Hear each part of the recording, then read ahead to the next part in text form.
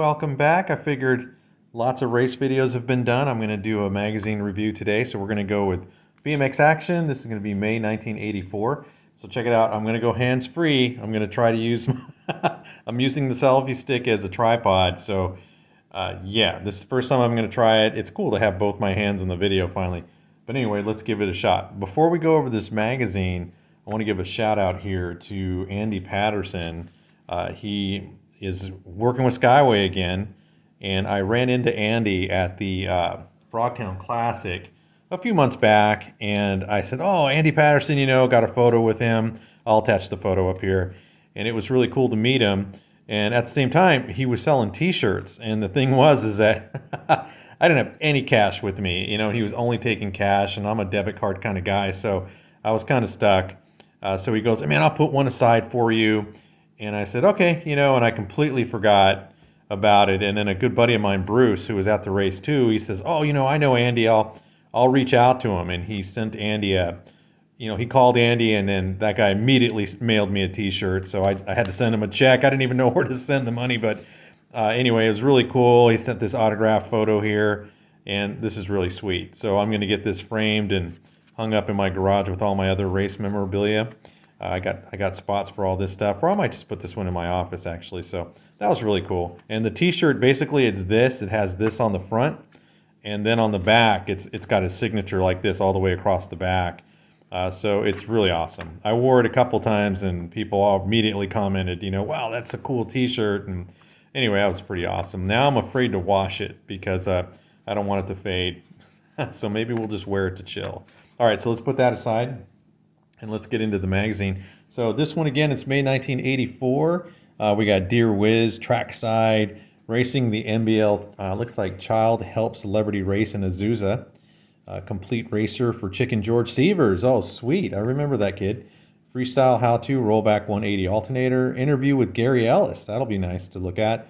We got the Hot Shots. The Potts Modification, that's for the freestylers so the handlebars can spin all the way around, I'm assuming. And then we have Testing the Diamondback Formula One. Oh, I want to check that out. Reader's Photo Contest. Wow, man. I think I submitted a photo for this, come to think of it. I think all I did was a curb endo. It was all I had. and I did take a camera to this place in Hayward, California called Treeview. It was Treeview Elementary, and behind Treeview was an area where you can just go riding and jumping. It was like the perfect place to train. I took a camera with me and got a bunch of photos of me jumping over there. I'll try to attach a few of those pictures in this video.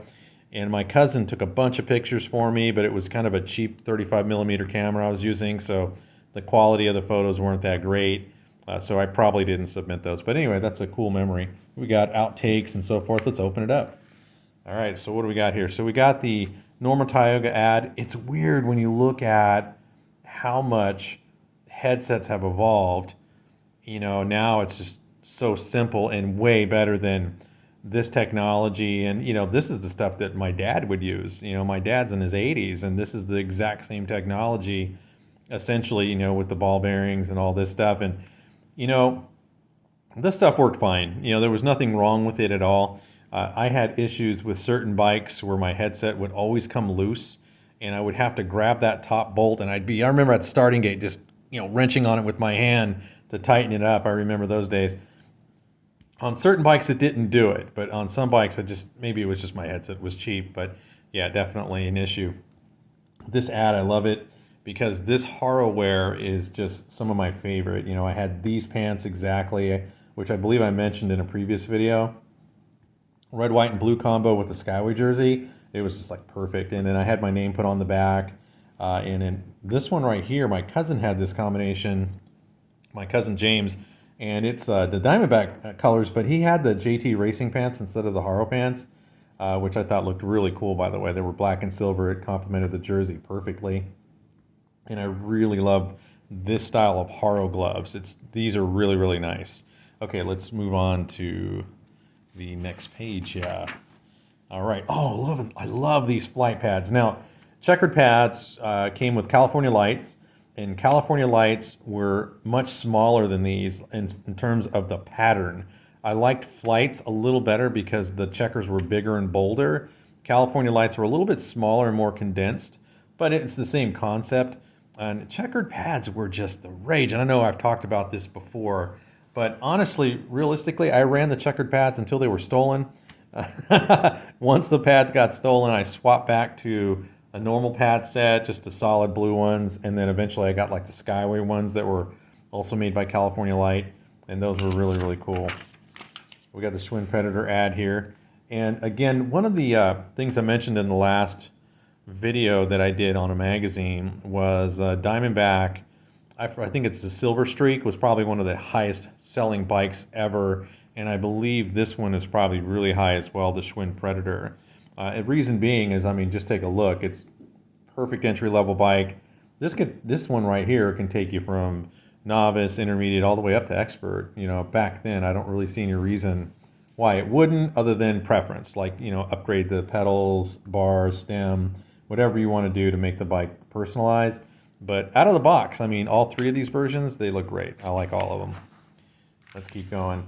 Okay, we got the Arrayas. Now, Arraya, I had this one particular here, this type here, which is the Arraya 7X. And that one was probably my favorite of all time. Now, one thing I noticed about this wheel is that if you can look on the side, it's silver already on the side.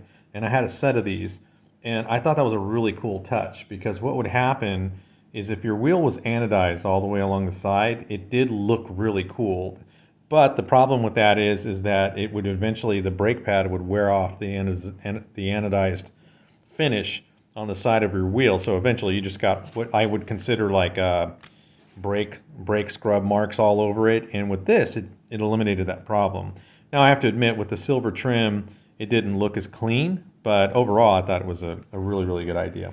We've checked this out before. This is the Vector ad. Like I said before, not a big fan of that, but I love the frame. The frame looks very, very cool. All chromed out, chrome set of wheels, Comp 3 tires. You got your Shimano DX pedals here. This is a perfectly balanced bike. I really like it. I would love it better with the 3-piece cranks, but the way this is set up is just ideal. All right, let's roll to something else. Next page. All right, Amy grips. Now, recently I did a video where I found my my handlebars from 1982, and in the video I showed, I go, check it out, I have the original Amy grips on the handlebars. Now, they were completely worn out. The end caps were ripped off, but it just goes to show you that Amy grips have been around for a very, very long time. I did try the duals, and I never tried the Unitrons. I believe the most common one was Amy Tri, which was the basic Amy grip, which in my opinion was probably the best one. This one doesn't look like it would be very comfortable on your hands. This one does look really, really cool, especially with the different colored insert. And you can see you got, I like the way that they balance this with the Patterson colors in here, and then you got your Torker colors in here with Tommy. I think that looks really, really good. Okay, let's keep moving. Oh, before I go any further, I did read this, The Only Competitor. I read this, and this guy, basically he was working for BMX Action back in 77 and 79, and he actually started his own, a much more lucrative career, and he wrote in and they congratulated him for it, and I thought it was a really cool letter. It was from Matt Raymer from Midwest City, Oklahoma, so I thought that was a really good one. I won't reread it because it's a little bit long, but I just thought that was really cool. All right, let's keep on going. Okay, we got the GT ad here. Now this one's really cool. I've looked at this one before. When you look at these two bikes together, I really like well, that's the best way to say it. I do like the way this one is with the entry level, because it's just perfectly set up. Nothing you would need to change, and then you step up your game over here for the Pro Series model. Now, if you look at them closely, there's not a lot of significant differences besides the stem, as you can see right there. It looks like the headset may be better quality, and the cranks might be, well, the cranks are both one piece. I don't know if this is a better quality. Definitely better pedals, sealed bearing hubs. So there's slight little differences on them. Both bikes are perfectly balanced, though. I love them both. Okay, let's keep moving. All right, we got the Alina seat. We've seen that one before. And then we've got Toby Henderson here. I read about this. This was about the time Toby Henderson left Hutch and he joined SE Racing, which was a pretty big deal for him. to go from Hutch to SE. Eventually, he got his own bike, Toby Henderson Hauler, I believe is what it was called. So that ended up being his. I thought that was a really cool read because Hutch was a pretty big deal back in the day. But the race for SE Racing, that's pretty iconic. And oh, by the way, I was watching the Grands and I did a video on the Grands and I saw some of the new SE colors that on the kits the guys were racing in. Very, very cool. I'd love them. They look really good. Here's where they changed the back of the PK Ripper. You can see where it's squared off right here and no more loop tail. And it's a longer bike. And I did read about this too. So they made it a little bit longer, which I thought was really cool. Let's keep going. We got Jason Johnson exposed here. This guy was really, really fast. Harry Larry, and I'm assuming that was probably his spouse at the time, Denise. Poor Harry, he's had some issues, man. I'm not going to get too much into detail, but I guess at the Grands, he threw an elbow at Charlie Williams, and it got caught on video. So there's been all kinds of negative feedback on Facebook. I'm just not going to get into it, but yeah, that was crazy time, and we all make bad decisions sometimes. Anyway, let's get off that subject. Favorite pedals ever. I mentioned that before, these Sun Tour pedals, this Bear Trap pedal. I remember getting a set of these, and I just, in my opinion, were the best set of pedals I've ever had, except when they hit you in the shin. But these are, like I said, they're probably a step down from what you would expect to get from a Hutch pedal, but for the money, it was definitely worth it. It was at least half the price. And then you got Ukiah wheels, Derek Garcia in there, Clint Miller in there. That's a great shot of Clint. But that's a great shot of both of them, actually. All right, let's keep on going. Oh, this is so cool. Okay, so this Haro mouthguard, I mean, everybody was running open face helmets back then, and so you had to use a Jofa or mouthguard, whatever you want to call it. And I had an original Jofa.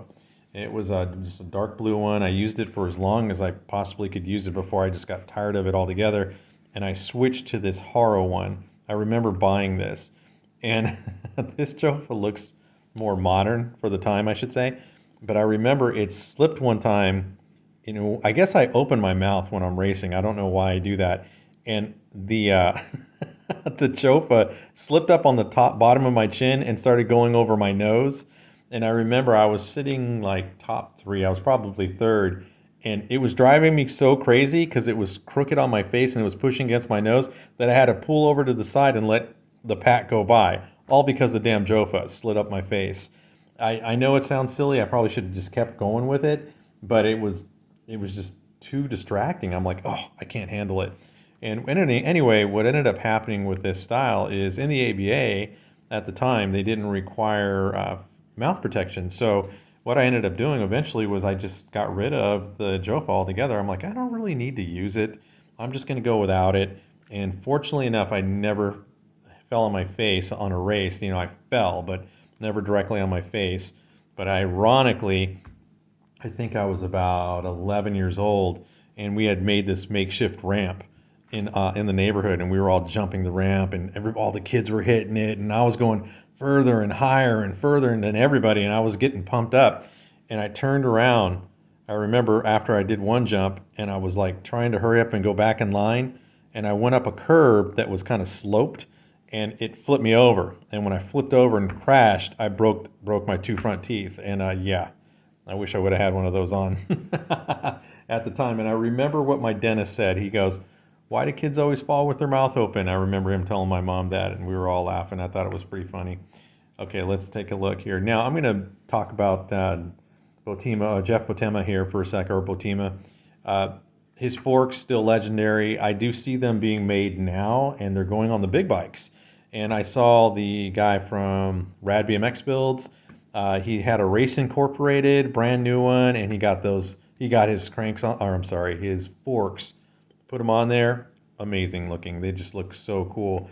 And let's comment on these Varney glasses for a second, guys. I wore the hell out of Varney sunglasses in the 80s. I absolutely love these. I went through about 3 pairs of fake ones, and then I got some real ones. And I wore the real ones until to the point where my vision got bad, so I couldn't wear sunglasses anymore. And I remember I was I want to say it's about 18 years old, and I went to the eye doctor, and I said, I want some Varney prescription sunglasses. And this is a kid that was working at Roundtable, i.e. me. They were $350. I bought the sunglasses, thought they were awesome. I could wear sunglasses. I had my Varnays again. I go to visit a friend of mine who was getting ready to move.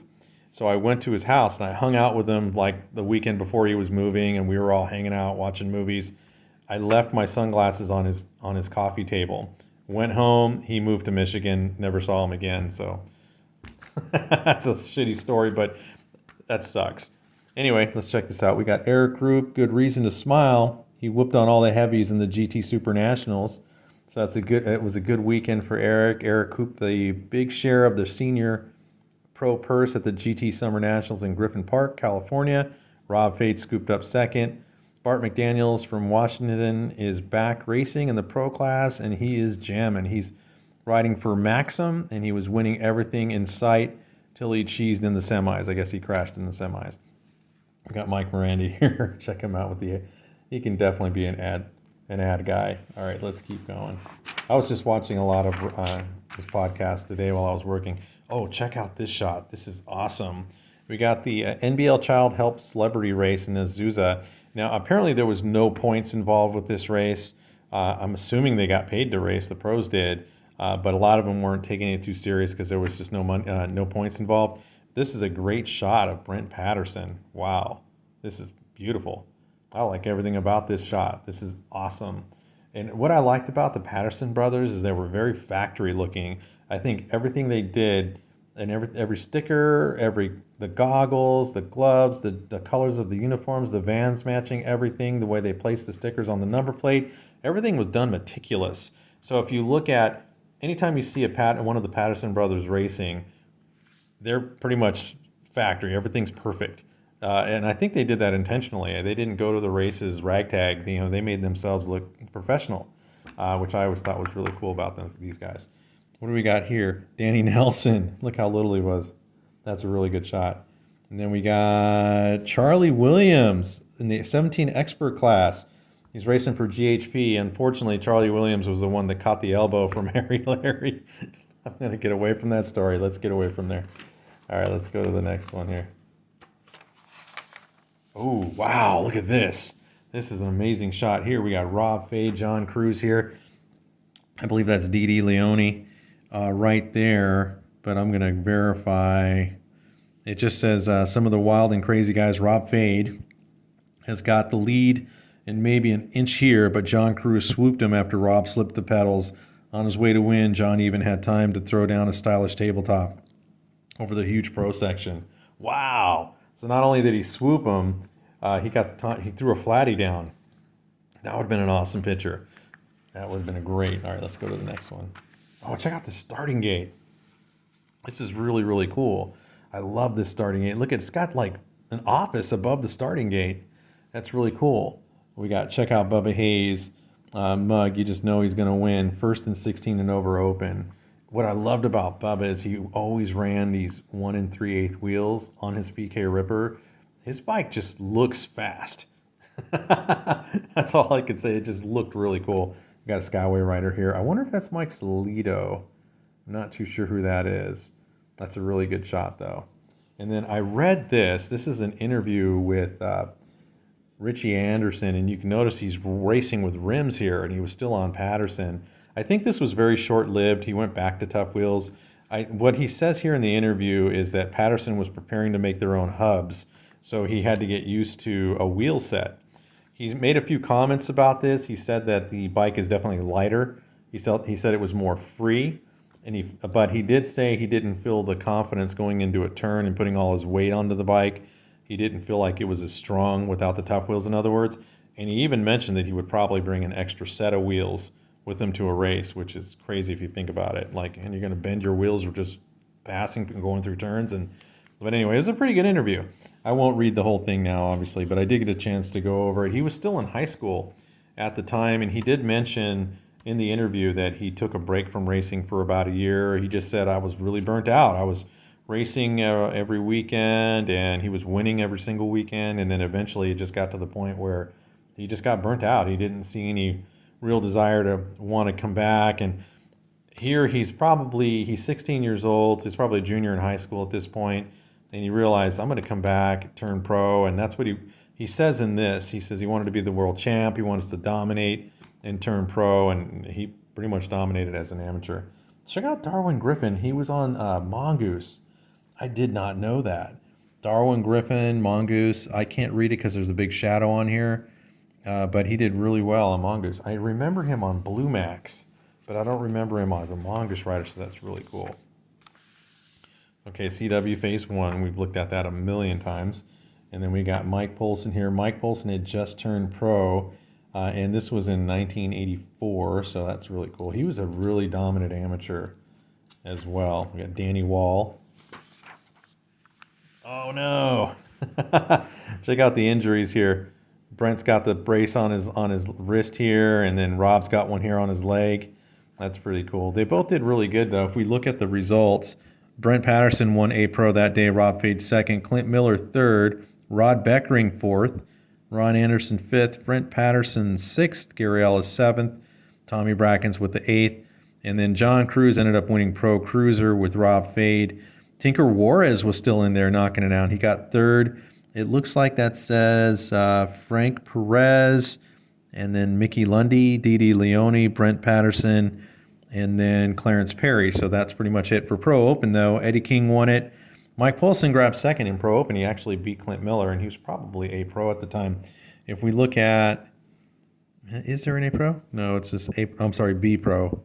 I don't see there was a B Pro class. At least they're not showing the results of it, but that's pretty cool. And check it out, man. This is kind of the introduction of the whole mountain bike thing. Who would have guessed that this would have been such a huge, huge ordeal? I was never really into mountain bikes, and I think that a lot of people that are not involved with BMX, they kind of think the natural progression for BMX racers is to want to become a mountain bike rider. It's pretty similar. It's kind of the grown-up version, I guess you can say.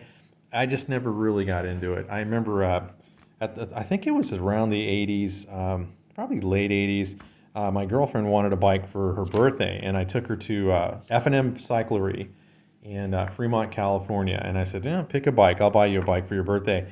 And she picked out a GT mountain bike, and she goes, I want a mountain bike, and I go, okay, well, that's what you want. And I remember she got it, and I tried riding it. I tried to get into it. I never really could. It just wasn't for me, Not that they're bad. It just wasn't for me. The Formula One ad, we did check this one out already. This is one really cool ad. I really like it. I love this Brian Patterson one. Definitely looking like Clark Kent there. That's a really good one. Look at these frame sets, man. These are probably some of the most popular frame sets, and a lot of guys that were racing on teams that didn't have frames that they necessarily liked. A lot of them were riding Pattersons with whatever stickers they wanted to put on there, whether it be Huffy, Haro, or whatever it was. A lot of them were riding Pattersons. I know even Eddie King was riding a Patterson at one point. I love the Vans ads. Not too sure about these stripes. I don't think that would have been for me, but they look pretty cool. Of course, the checkers. Look at these ankle pads. That's actually pretty cool. I don't know if they really serve a whole purpose, or if they were effective at all, but they look pretty cool. Sometimes looks are more important. Chicken George Sievers. I didn't get a chance to read this ad or this interview, but I did take a look at some of the stuff. I read some of the captions. I like that he's put his name in his eyeglasses here. His bike's got the race lace. Man, it looks like I could pick that bike up and throw it. This guy was really, really fast as a youngster. I don't know what happened to him. I would have to research it. How long did he race? When did he retire? How far did he get? I have no idea. That'd be something I'd have to look into, but I think a lot of people will comment on my video and tell me. All right, let's keep on going. Some more parts for George's bike, and then look at the half uni. The other day, man, I ran across an interview with Donnie Robinson, and that dude still had this on his bike. I was thinking, man, why do you have this seat? I understand it's super light, but I just don't get it. You could ride anything you want, Donnie. Why would you put that on there? Maybe because it's light, I don't know. Great shot, Eddie Fiola here. Early GT uniform. Look at the dyno colors. Really cool. Really cool. I like the blue tufts against the yellow. That's really nice. comes the Redline bikes here. We got the 600B and the 700P. 700P is pretty sick. Again, we've looked at these before. Again, they're still sticking to the one-piece cranks, but looking really, really cool. I do remember seeing this chromoly option crank that you can put on there. Really cool bikes. Let's keep going. Oh, wow. Check out this 09 ad. Mini Flow. Oh, this one was really cool. Now, the problem with the Mini Flow, it's got this mesh front on it, so the air will flow through, but you put the sticker on the back, you put your sticker on there for your number, and it's exposed to all the elements, all the dirt and dust, and yeah, it probably wasn't well thought out. I know that Haro had one where you can clip the numbers on instead of sticking them on with adhesive, but anyway, really cool. They look trick though, I'll give them that. We got MKS pedals here. And I was reading about this. This is the Levi's factory team. You would pay a very small amount of money here, $9.95, and you get the jersey. And then I guess they had some contests and things involved for prizes and whatnot to use this. Honestly, I never seen anybody wear a Levi's BMX factory team jersey ever, but for $9.95, it would have been cool just to have the jersey. Here we go. We got the rollback 180 alternator. Recently, I've been running into R.L. Osborne's YouTube channel, and he hasn't posted anything like recently, but there's some really interesting interviews in there. I took the time to listen to some of them, and they're really cool. There's one that was really interesting. There was a guy that actually tracked down the bike that RL was riding in Rad. It's a yellow Redline. He found the actual bike, and he bought the bike from the owner, who, I don't know how he got the bike, how he ended up with it, and he would not say how much he paid for it, meaning he probably paid a crap ton of money for that bike. But anyway, he wanted to verify that it was actually RL's bike. So RL was there, and they had a long conversation, man. I think I watched that thing for like about an hour, and I'm like, come on, man, fast forward. I just want to see if it's his. And he confirmed it. It was his bike. It was really, really cool. All right. I think the cranks weren't the original cranks on it, but other than that, it was his bike. What have got? SR Sakai Ring Yo Company. No idea if I said that right. Looks like they got their pedals here. That's what they got pedals here. I don't know if they're, oh, it's definitely just about the pedals. I thought it was about the cranks. These are kind of cool. Look at the platforms are kind of like staggered. I don't know if that would make any difference, but it's kind of unique. And then we got the JT ad. These are funky looking shoes, man, with the Velcro. Okay, full disclosure, never bought a pair of Velcro shoes. Never in my life have I bought Velcro shoes. But they were the rage. Everybody was wearing them. Oh, check out this Toughneck ad. I really love this. These anodized alloy bars were a little bit dated at the time. Most of us were chrome moly at that time. But these are really, really light handlebars. I had this power disc, this exact power disc, and I used a laid-back seat post, but it was a GT laid-back seat post. That was very short-lived. I realized I didn't need it, so I went back to a straight. I've had a Toughneck stem that was chrome just like this one, and definitely went through a bunch of these seat clamps and valve stem covers. Very, very cool. Love the ad. Now this right here, Stu Thompson, I was thinking about this the other day, and Stu went on to Huffy. You figure he left Redline, joined Huffy. This must have been a super, super lucrative deal for Stu Thompson. Because let's think about this for a second. When Stu leaves Redline, goes to Huffy, and you think, what? Why? Well, Huffy was major as far as the major department stores. It was in the mainstream. Like every kid would have a Huffy that wasn't really racing. And this is so awesome because I remember walking into like a department store and seeing the ad that would go with the bike, the string with the cardboard on it, and it had his picture on it, and it was like Stu Thompson, and it was a Stu Thompson Signature Series bike, and they did commercials for this, and it was a really, really good move for him to go on there. He might as well do it. Stu had a lot of clout. He was a superstar in the sport, and they picked the right guy. I think he was perfect for that. All right, here we go. We got the Gary Ellis interview. This is a great shot, and this is one of the things I love about BMX Action is they would do a lot of the berm shots like this with the big roost of dirt, and I just think this is so cool looking. And now remember, we're not on motorcycles, and so to get this ad to have all this dirt, That is just so cool. I always sit there and wonder, I wonder what it was like at these photo shoots. Like, how did they set all this stuff up? And how did Oz or this is Bob Osborne or Wendy get these shots? Oh, by the way, I was watching a YouTube race because I was trying to gather races to make my videos. And I saw this race, and I want to say it was in 1979. The quality of the video was too poor for me to actually make a video out of it. But I saw Wendy walking around taking photos, and I did not realize how hot Wendy was. Just thumbs up, thumbs up. All right, let's keep going. So this is a really cool one. All right. Oh, check it out. He did run the Galindo bars. That is so cool. I don't know very many people that ran these bars, and to see these here is really, really cool. And I think this was called a laser light or something like that, or it became the laser light, the Kuwahara. I thought these were really cool bikes, and boy, did ET blow up Kuwahara, I gotta tell you. All right, let's keep moving. We got the NBL here. We talked about the NBL. I had a short-lived NBL license or membership. It only lasted for about a year before we flopped back to the ABA, so I never even raced a national, just did some local racing. I wish I would have kept some of the newspapers that we would get. I wish I would have kept the NBL ones. I don't have no idea where they are. As a matter of fact, I don't even know where my ABA newspapers are. I have a ton of the magazine versions, but back in the day, we would get a newspaper. It wasn't in a magazine kind of format, and I wish I would have kept those, man. Those would have been really, really cool to look at today. I love this ad for Team Murray. We got the Viscount seat here. This is really cool. And check out Toby Henderson here.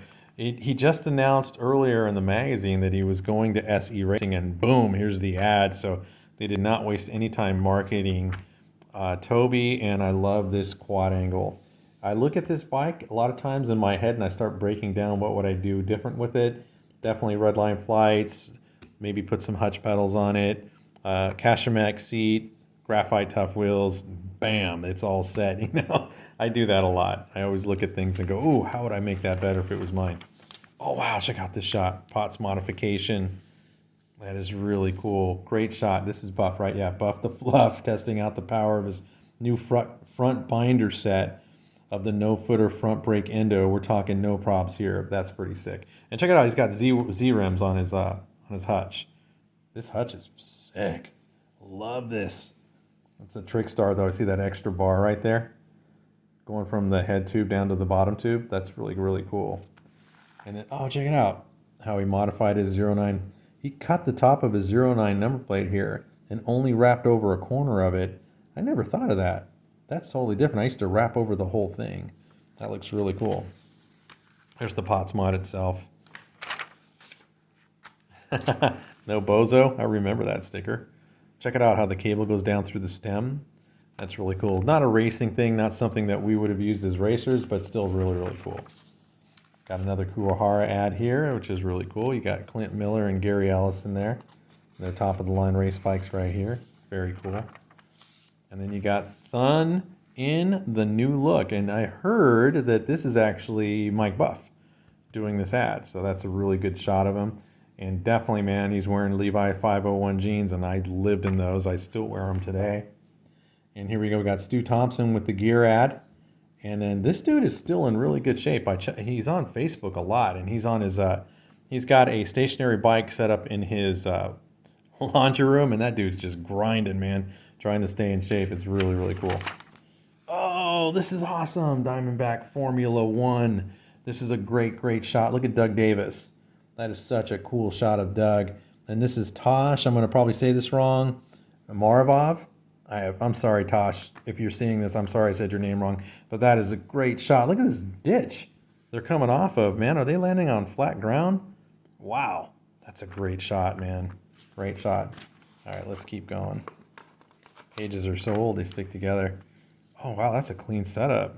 Wow. You can see the diamond is much smaller now. This is a newer version. I love this setup. I hate the handlebars, though. They're so small, and they're too round. But so that would be like if this was mine, longer stem, diff change the bars, and everything else is perfect. I love the crank setup on it. Those are my favorite pedals. Chrome wheels. Even the nipples are anodized in black. That's an awesome bike. Love it. We got an interview here with, looks like Brent Romero from Diamondback. This guy got really, really tall, and people were questioning his age. Is he really the age he is? Yeah, he's 11. He just, he's tall. Doug Davis. They did an interview with Doug on here. I think I did read some of that. And then here's some specs on the Diamondback Formula One. Really cool. Really cool. I love Diamondbacks. I had one that was given to me. It's a funny story because the bike was recovered. It was it was laying in a schoolyard. My cousin actually I was there. He found the bike, and then we didn't know whose bike it was. I turned it into the police and said, "Hey, I don't know. This bike was in a schoolyard." The police took the bike, and then they called me like 90 days later. And they said, "Hey, nobody claimed the bike, so you can come get it." And it was crazy. I went to the police station, and I went into this room where there was just tons of bikes and just piled up in there. And they wheeled the bike out and had a little evidence sticker on it. And they go, "Here you go, it's yours." And I got a free Diamondback. I ended up giving it away to my cousin, though. I traded the whole bike for a CW frame and fork because the bike was it was a Viper. It was too small for him. It wasn't raceable for me, but I wanted his frame and fork, so I traded him. This is a good shot right here. Wow, he's locking it up, man. I love that. That is such a great picture. Even in black and white, you got to admit, that's just really, really awesome. Sorry, guys, I've been going really long. We're at 36 minutes, so we're just going to keep cruising through here, see if we can get through this magazine. Team Cycle, I remember them. And that's kind of a knockoff of the 09 number plate right there, but it's really cool. There's your GX handlebars, and you got Greg Hill. Now more than ever, the competition's scared of Greg Hill. Full-on GHP. He's got a couple Nora Cups at that point, 83 and 84, and I know we won a couple more of those. That's really, really cool. Great shot of him. Oh, wow, I love this one. I've seen this one before. Eric Roop, he was just at the Grands. I saw him out there mixing it up. He's like 60-something years old, and he's still fast as hell. So I got to tell you, that's super impressive, I've never even been to the Grands. The guy's probably been to like 100 of them. And then we got the reader photo contest, and these are the prizes for the photo contest. Looked like they were giving away let's see, what is this? Oh, they're giving away a Mongoose Super Goose for first place. The second place was the Haro frame and fork. You can get some Z wheels. You can get, looks like that's for third. Oh, there's two different categories though. The second category, you could get the GT Freestyle bike, or you can get the Phase 1 frame and fork from CW, or a set of Tough Wheels. I would have taken any one of these. Would have been awesome for me. I would have loved it.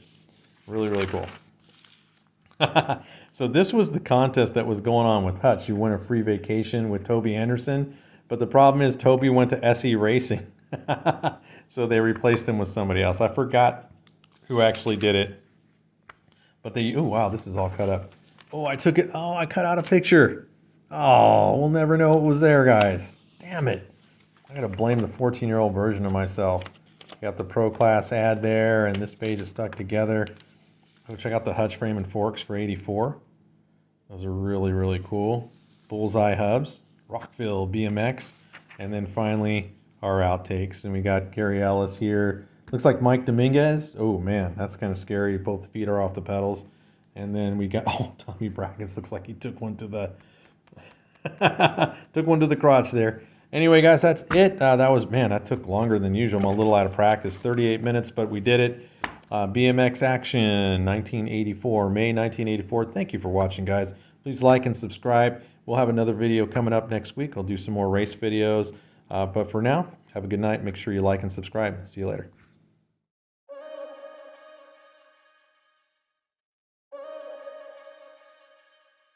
I got it.